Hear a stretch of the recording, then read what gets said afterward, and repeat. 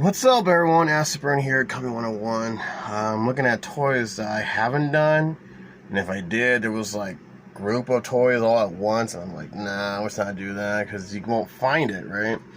So I'm going to do a few of my Ghostbusters toys, some of my turtles. I don't know if I did them or not.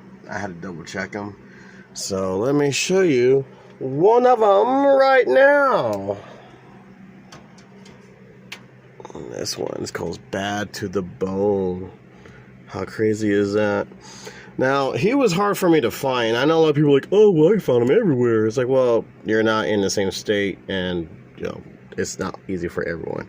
However, Bad to the Bone is one of my ultimate favorite Ghostbuster toy in history, because I remember seeing this when my friend had it. I was like, wow, that looks so freaking cool.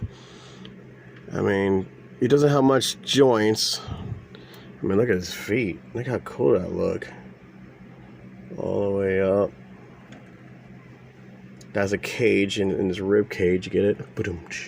Now, you open this up with the back part, and his ribs opens up, and you could put any Ghostbuster in there, or anyone that's actually, you know, same size.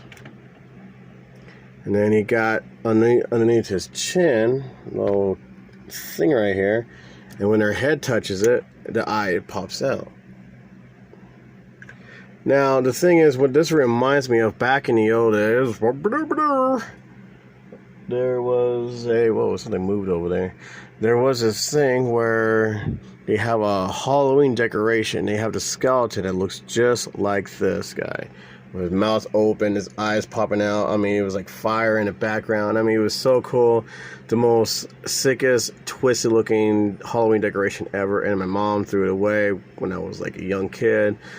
I digged it out and kept it, and my mom found it and threw it away. It's just weird. But it only comes from his shoulder part down to his leg. See, it moves as well on this middle piece. It's a good stand too, as they actually balance very, very nice. But I want to say the reason why it was so hard for me to find this guy, because A, they sell him way too much for what his cost, or was worth, I should say.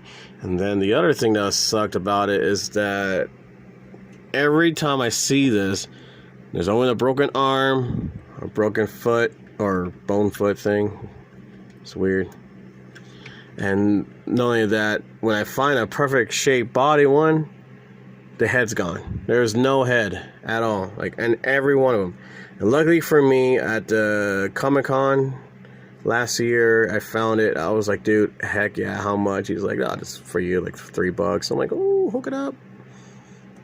But Bad to the Bone Ghost is absolutely one of the things that gives me good memories, besides like the popping eye and all that stuff. I mean, they all have some good stuff, but this guy has always been in my mind. When I was a kid, I was like, dude, I always wanted one. I always wanted one. Of course, it, like I said, my mom's like, no, it's too freaky looking and blah blah blah, until I got older, and I'm like, you know what, I'm making money and I'm going to buy one. Yes, the head does come off, ta-da. But yeah. So what you guys think about Bad to the Bone? I mean, come on, people from old days of Kenner Ghostbusters.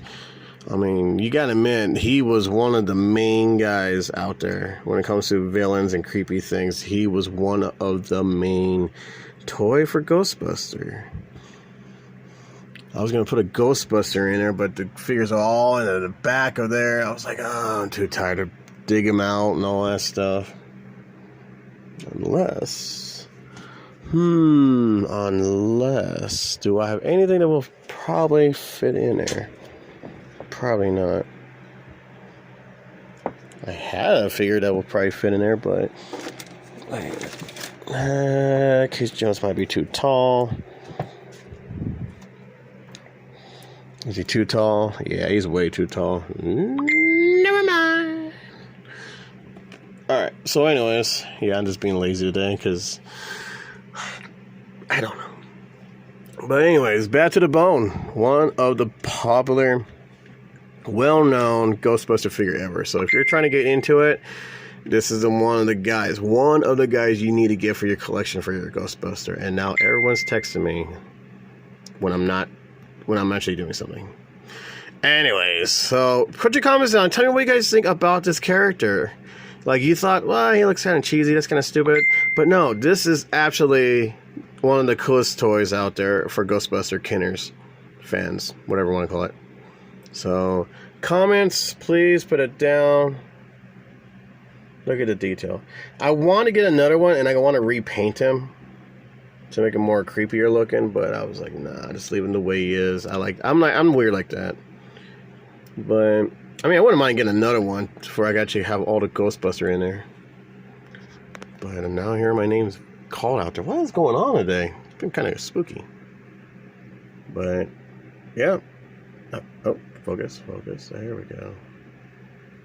But yeah. Push like we like this little review. Push like we got a good memory behind this Ghostbuster toy. If you still have them, that's awesome. If you used to have them, what happened? So treat this one very, very fragile because it's like it's been seen so many times that these things break easily if you put stuff on top of them. So please take care of your stuff if you're starting to collecting.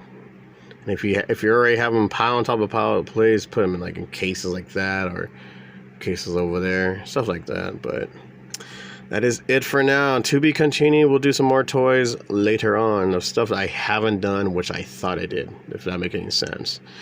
Alright guys, happy hunting everyone, be safe.